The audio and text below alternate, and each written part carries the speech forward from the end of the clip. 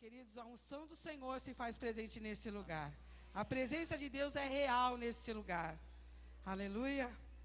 Com muito prazer e uma grande honra, falei com ele antes do início da reunião, que eu tenho certeza que Deus ele vai realmente revelar coisas grandiosas para você nesta manhã.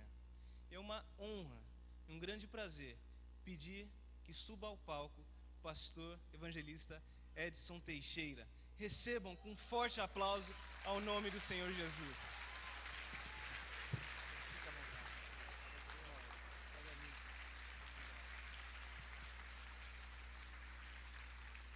Amém. Queridos irmãos, que a paz de Deus, que excede todo entendimento, guarde a mente e o coração dos irmãos em Cristo Jesus, o nosso Senhor. Pode se assentar, por favor. Obrigado, meu amado. Eu estava pregando esses dias no Paraná, e eu preguei lá de quinta a domingo 13 vezes na semana passada.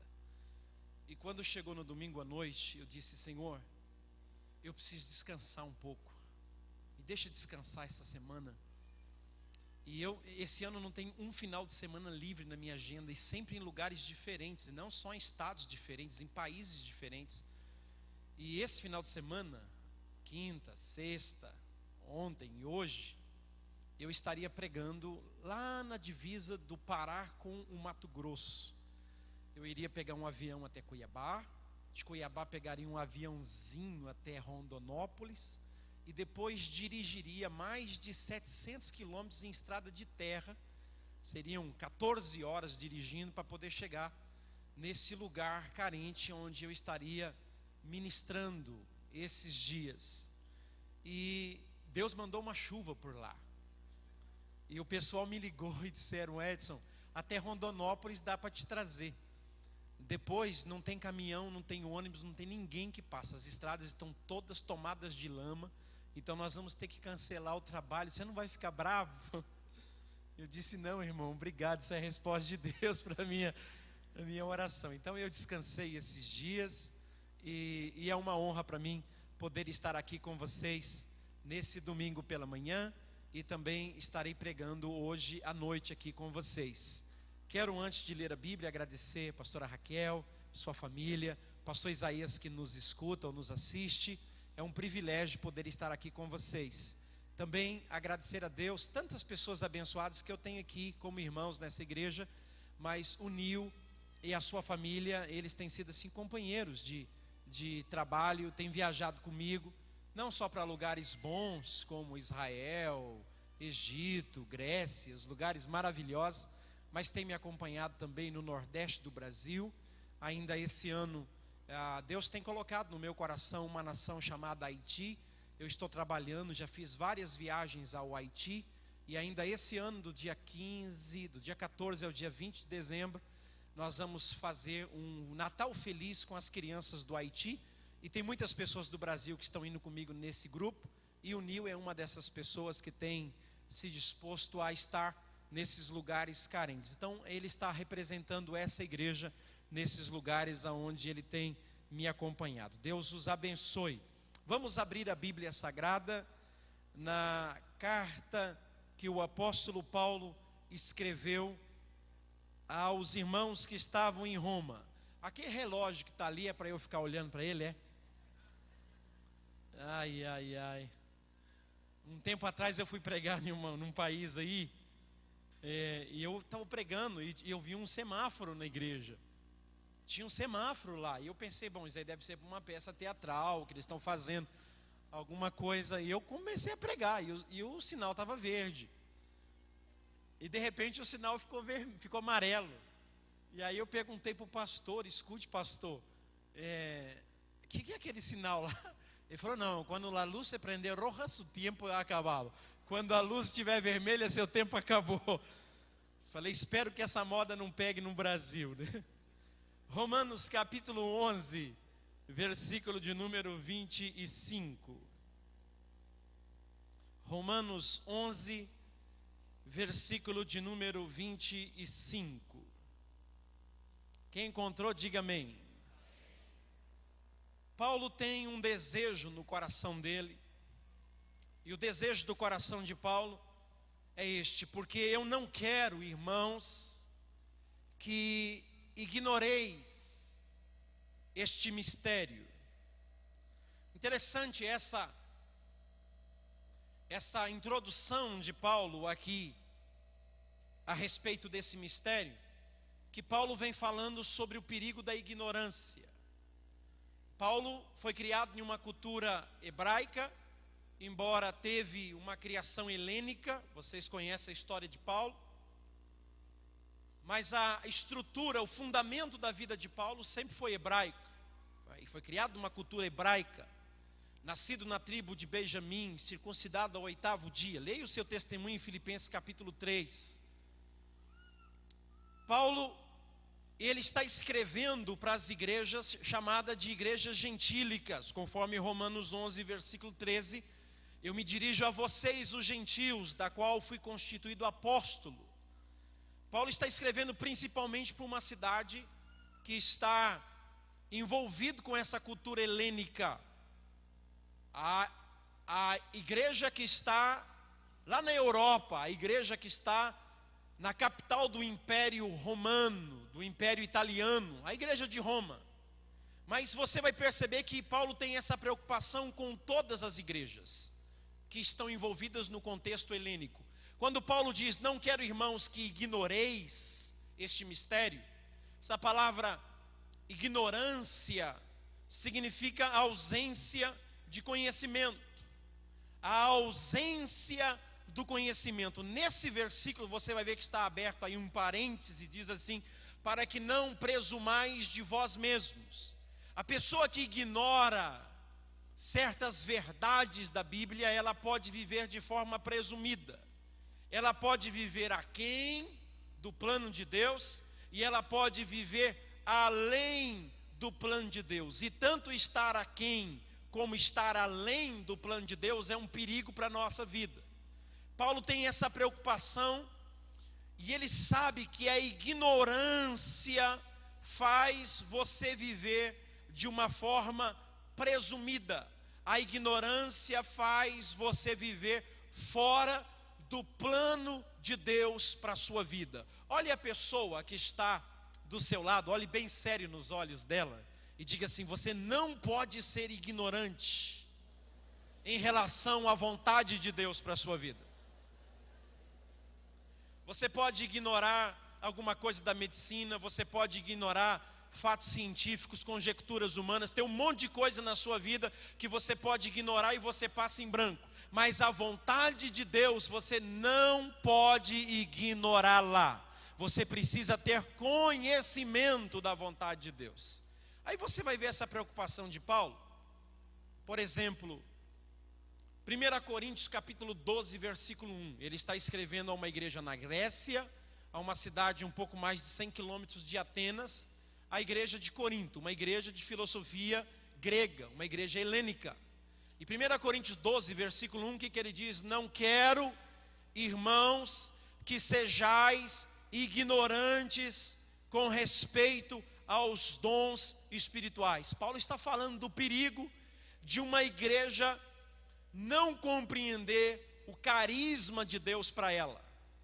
Paulo está falando de uma igreja que está correndo o risco de não entender sobre os dons espirituais. Então Paulo está dizendo aí, 1 Coríntios 12, versículo 1, com respeito aos dons espirituais, não quero que sejais ignorantes. Ele traça nesse capítulo todo as marcas desses dons, as funções desses dons que são dados para a edificação da igreja. Ele fala sobre a palavra da sabedoria, a palavra do conhecimento, o discernimento de espírito, o dom da fé, os dons de curar, operação de milagres e maravilhas, a dom da profecia, o dom de línguas e o dom de interpretação de línguas. Paulo está dizendo: igreja sadia é a igreja que entende as manifestações dos dons espirituais no meio dela. E nós vivemos em uma geração que, se você perguntar sobre finanças para as pessoas da igreja, elas entendem muito bem, mas se você perguntar sobre dons espirituais, eles não entendem nada. A igreja está caminhando como que só com uma perna, como um saci pererê, pulando. A igreja está mancando, a igreja está coxa de uma perna, porque nessa nossa geração o sobrenatural já não tem mais lugar. O que tem lugar é a minha forma, o meu estilo de vida. O que é sucesso hoje para uma igreja é o carro que eu tenho, é a casa que eu tenho, os bens que eu tenho. Isso que significa ser abençoado por Deus. Quando o Novo Testamento está dizendo que a marca de uma igreja abençoada não é o número de carros que ela tem no estacionamento, o patrimônio que ela tem, as casas que os seus membros têm, porque se isso for sinônimo de bênção, Bill Gates é o cara mais abençoado na face da terra. O que marca uma igreja, o que identifica uma igreja como igreja abençoada, são jovens cheios do Espírito Santo, são irmãs que buscam a presença de Deus, é a manifestação da presença de Deus no meio da igreja, transformando, usando, edificando. Isso são marcas de uma igreja abençoada. Bom, aí o apóstolo Paulo escreve para uma outra igreja, também cultura helênica, numa igreja chamada Tessalônica, uma igreja a 70 quilômetros de Atenas. Ele diz no capítulo 4 e no versículo de número 13 em diante, ele diz assim: irmãos, com relação àqueles que dormem, não quero que sejais o quê? Qual é a palavrinha? Ignorantes. Olha a preocupação de Paulo para o mundo helênico que não entende nada da cultura hebraica. Ele está dizendo: vocês precisam ter conhecimento do carisma de Deus na igreja. Agora ele está com uma outra preocupação, com relação às pessoas que morrem, para onde vão, aonde estão, quando voltarão. Paulo diz: eu não quero que vocês sejam ignorantes como muitos que não têm esperança. Então veja, Paulo está dizendo que a ignorância a respeito desse assunto escatológico, sobre esse assunto de vinda do Senhor, de vida após a morte, para onde vamos, quando voltaremos, para onde vai o ímpio quando morre, para onde vai o justo quando morre. Paulo está dizendo aqui que esse é um assunto que você não pode ignorar, senão você vai perder a sua esperança, como muitos, diz o apóstolo Paulo. Novamente, você pergunta de futebol para muita gente da igreja, eles entendem de tudo: quem jogou, o nome do técnico, o nome do auxiliar do técnico, o nome dos reservas, o nome dos jogadores, o nome de quem fez o gol, o nome de quem levou o gol, conhecem de tudo. Mas quando você diz assim: escute, como é que vai ser o arrebatamento? Que história é essa de soar da trombeta, de voz do arcanjo, de mortos ressuscitarem primeiro e depois os vivos serem arrebatados e transformados para juntos com os mortos ressuscitados subirem ao encontro? As pessoas ficam no mundo da lua. O que você está falando? Aí a gente não consegue evangelizar testemunhos de Jeová, a gente não consegue evangelizar mormons, a gente não consegue evangelizar as pessoas que estão enganadas pelas seitas e heresias, porque nós estamos ignorando uma verdade que Paulo diz: não quero que sejais ignorantes.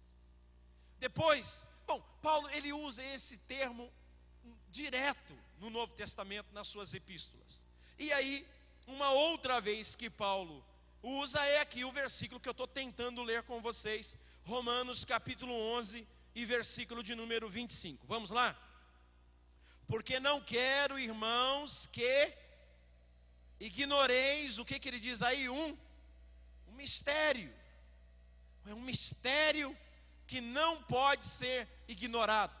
E que mistério é esse que Paulo está dizendo para mim e para você, que não pode ser de forma alguma ignorado? É o mistério de um período chamado plenitude dos gentios. Olha, porque não quero, irmãos, que ignoreis este mistério, para que não sejais presumidos em vós mesmos, que veio o endurecimento em parte a Israel, até que haja entrado a plenitude dos gentios. Diga para o seu irmão aí: plenitude dos gentios.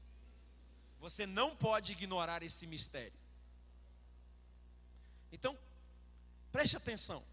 Você vai ler nas epístolas de Paulo que ele fala de pelo menos 5 mistérios. Quando você lê Mateus 13, versículo 12, Jesus disse: olha, a vós, os meus discípulos, é dado conhecer os mistérios do reino dos céus, mas aqueles que estão fora não entenderão. Mas vocês que são meus discípulos, o Pai deu a vocês a capacidade de entender os mistérios do reino. E Paulo fala de pelo menos 5 mistérios. Por exemplo, quando você pega 1 Timóteo 3, versículo 16, grande é o mistério da piedade, aquele que foi manifestado na carne, foi justificado em espírito, foi contemplado pelos homens, foi pregado entre os gentios, visto pelos anjos e recebido na glória. O que Paulo está dizendo? Paulo está falando da encarnação de Deus. Paulo está falando de um mistério de João 1. No princípio era o Verbo estava com Deus, e o Verbo era Deus. Todas as coisas foram feitas por Ele, sem Ele nada do que foi feito se fez. E o versículo 14, e o Verbo se fez carne e habitou entre nós. O Verbo, versículo 1, o Verbo era Deus, e o Verbo se fez carne. Ele está falando da encarnação de Deus, que sendo em forma de Deus, não teve por usurpação o ser igual a Deus, a coisa que se devia aferrar, antes esvaziou-se a si mesmo, e sendo achado na forma de homem, humilhou-se a si mesmo, sendo obediente até a morte e morte de cruz, pelo que Deus também o exaltou soberanamente, e lhe deu um nome que está acima de todo nome, para que nos céus, na terra e debaixo da terra, todo joelho se dobre, e toda língua confesse que Jesus Cristo é o Senhor, para a glória de Deus Pai. É a encarnação de Deus. Sendo em forma de Deus, não teve por usurpação ser igual a Deus, coisa que se devia aferrar, mas assumiu a forma de homem. Então, diga para o seu irmão, Deus tem uma forma, mas nenhum homem conhece.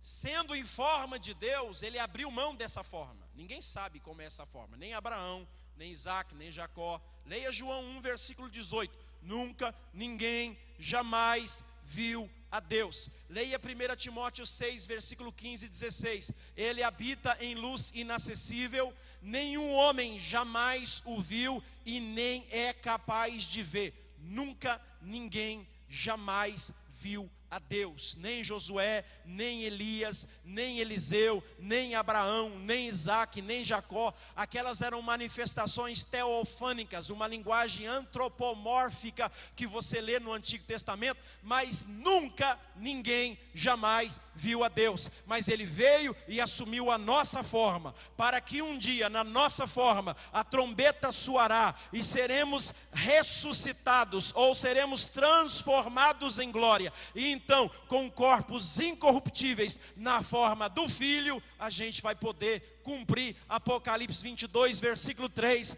que nós olharemos a forma de Deus e veremos o seu rosto e o amaremos para sempre. Esse é um mistério que eu passaria essa manhã toda falando isso com vocês. Depois Paulo fala de um outro mistério.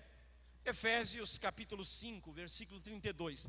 Grande é este mistério, todavia me refiro a Cristo e a igreja. Ele vem falando de relacionamento conjugal de marido e mulher. Aí ele fala, existe uma ligação aí entre Cristo e a igreja. E esse é um mistério dessa noiva, o mistério desse noivo que está preparando essa noiva de Efésios 5, 26, lavando com a palavra, purificando com a palavra, ungindo, limpando, tornando uma noiva imaculada, gloriosa, sem mácula, para aquele grande casamento que nós vamos ter naquele dia. Isso é um outro mistério maravilhoso que a gente precisa entender. Depois, o apóstolo Paulo fala de um outro mistério. 1 Coríntios 15, versículos 51 e 52. Na verdade, diz o apóstolo Paulo, nem todos dormiremos, mas nós, os que estivermos vivos. Eu vou dizer um mistério para vocês, diz Paulo. Em um abrir e fechar de olhos, em 7 milésimos de um segundo, a trombeta soará. E nós, os que estivermos vivos, seremos arrebatados ao encontro do Senhor nos ares.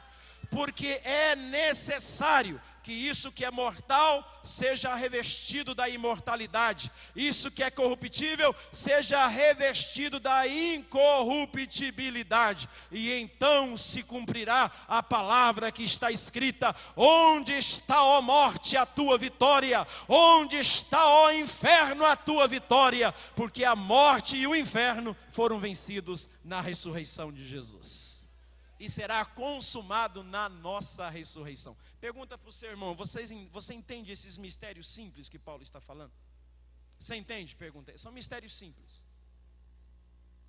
Depois Paulo fala de um outro mistério. 2 Tessalonicenses capítulo 2, versículo 6 em diante, Paulo diz: eu digo um mistério para vocês. O mistério da iniquidade já está operando. Está falando do anticristo. Ele está falando da manifestação do filho da perdição. Ele diz: esse mistério do anticristo já está operando, mas existe um que ainda o detém, até que do meio seja tirado, e então seja revelado o filho da perdição, aquele que se levanta contra tudo que se chama Deus e contra tudo que se adora, o qual o Senhor Jesus o destruirá com o sopro da sua boca. Olha aqui que Paulo está dizendo: o espírito do anticristo já está na terra operando, é um mistério. Mas ele diz: o mistério não é a manifestação do espírito do anticristo, porque ele está desde o apóstolo João. O mistério é que existe um que ainda o detém.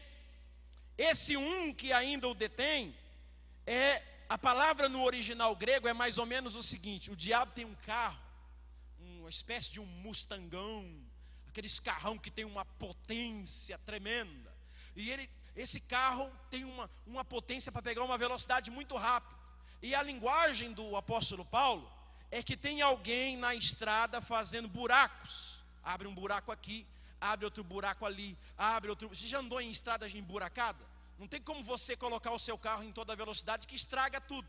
Então o diabo está com o carrão dele. O mistério da iniquidade já está operando. Aí vem a igreja e faz um buraco aqui, aí vem a igreja e faz outro buraco ali, aí vem a igreja e faz outro buraco ali. A igreja vai minando a estrada, de forma que o anticristo não pode se manifestar. Mas chegará um dia em que a trombeta irá soar, e então a igreja subirá ao encontro do Senhor nos ares. Aí o terreno estará livre para ele se manifestar. Mas enquanto a igreja estiver aqui, a gente vai fazer buraco na estrada. Diga para o seu irmão: você foi chamado para fazer buraco na estrada. Claro que é no sentido espiritual, né? E aí Paulo fala desse outro mistério. Paulo chama isso aqui de mistério da plenitude dos gentios. Para isso, para eu chegar aqui em Romanos 11, eu preciso pensar com vocês um pouco nesta manhã. Gênesis capítulo 12, versículo 1 ao 3 diz assim: e disse o Senhor a Abraão: sai da tua terra, da tua parentela, da casa do teu pai, e vai para uma terra que eu te mostrarei. Eu te abençoarei, engrandecerei o seu nome, farei de ti uma grande nação, se tu uma bênção. Versículo 3: abençoarei aqueles que te abençoarem, e amaldiçoarei aquele que te amaldiçoar. A última parte do versículo 3 diz assim: e em ti serão benditas todas as nações da terra, famílias da terra, etnias da terra. Então veja, versículo 1, um homem. Versículo 2, uma nação. Versículo 3, todas as nações. Então, repita comigo: um homem, uma nação, todas as nações. Então, em Gênesis capítulo 12, Deus está revelando a Abraão o seu projeto missiológico de, através de um homem, formar uma grande nação, para que essa grande nação abençoe todas as famílias da terra. Esse é o projeto missiológico de Deus. Claro que Abraão não entendeu ali, Isaac também não, Jacó não, Moisés também não, Israel também não, e nem o Israel na época de Jesus entendeu isso. A história revela que nenhuma dessas gerações entenderam esse projeto missiológico de Deus para a nação de Israel. Aí Deus pega Abraão e diz: vou te abençoar. Gênesis 24, versículo 1. Deus abençoou Abraão em tudo, em tudo. Aí, versículo 2: farei de ti uma grande nação. Aí vem Abraão, de Abraão vem Isaac, de Isaac vem Jacó, de Jacó vem 13 filhos, 12 homens e uma mulher, que vão tudo para o Egito e forma-se 12 tribos de Israel. Mas não é nação, tem uma multidão de pessoas, mas eles não são nação. Eles não têm leis, eles não têm princípios, eles não têm mandamentos, eles não têm governantes, eles não têm prefeitos, eles não têm reis, eles não têm nada. É um monte de gente aglomerada, sem identidade diante de todas as nações da terra. O Egito é uma nação? É. A Síria é uma nação? É. A Babilônia é uma nação? É. A Síria é uma nação? É. Todas as nações são nações. Agora, no meio de todas essas nações, tem um povo que não tem identidade, mas está debaixo de uma promessa. Abraão, eu te abençoarei, e de você eu vou fazer uma grande nação.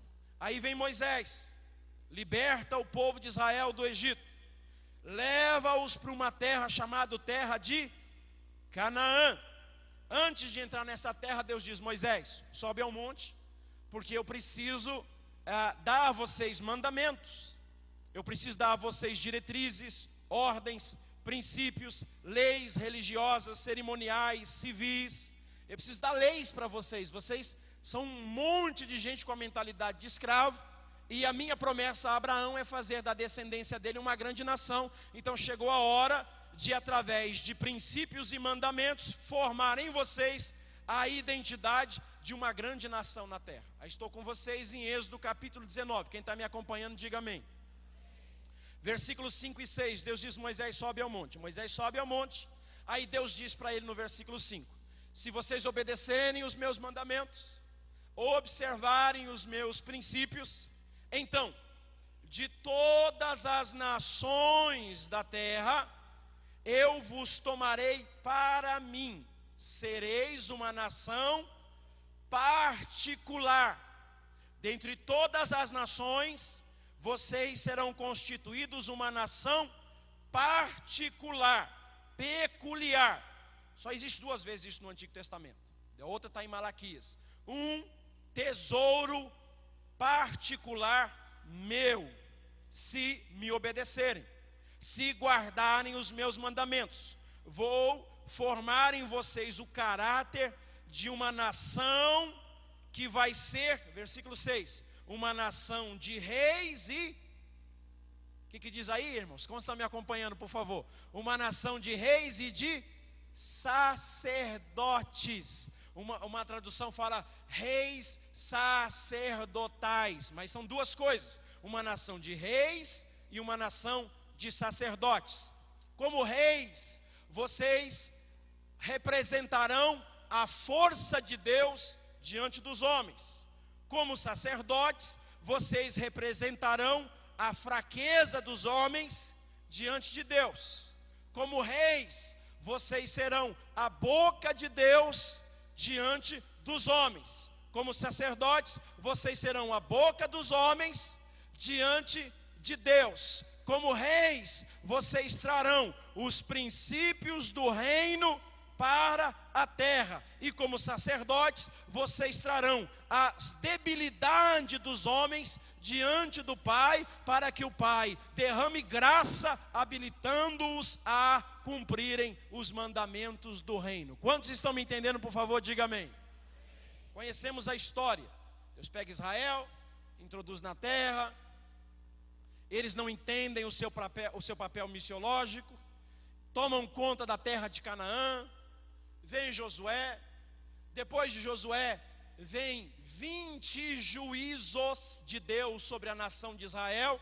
Nesses 20 juízos, por causa da desobediência, Deus tem que levantar 20 juízes para dar livramento. Então o livro de Juízes é um livro dos juízos de Deus por causa da desobediência.